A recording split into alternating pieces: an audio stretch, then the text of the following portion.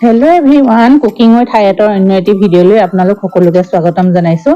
আজি এইকেইটা ধৰিব পাৰিছেনে? এইকেইটা হৈছে জাৰ কেক, দুটা ষ্ট্ৰবেৰীৰ আৰু দুটা ভেনিলা হোৱাইট চকলেটৰ জাৰ কেক হয়। আৰু এই জাৰ কেকবিলাকনো আমি কেনেকৈ বনাওঁ সেই ভিডিঅ'টোকে আজি আপোনালোকলৈ অকণমান সৰুকৈ আগবঢ়াইছোঁ, একেবাৰে সৰু ভিডিঅ'।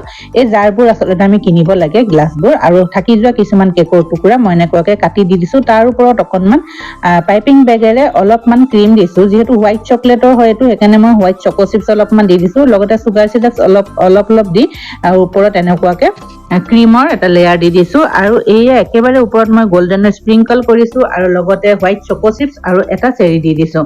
আৰু এই ধুনীয়াকৈ এডাল বৌ দি পেকিং কৰি দিছোঁ।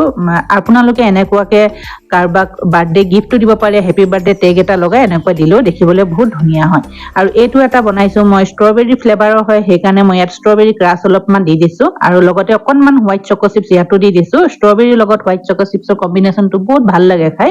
আৰু এনেকুৱাকৈ এটাৰ পিছত এটা লেয়াৰ দি দিছোঁ, লগতে ক্ৰীমৰ এটা লেয়াৰ দি দিছোঁ।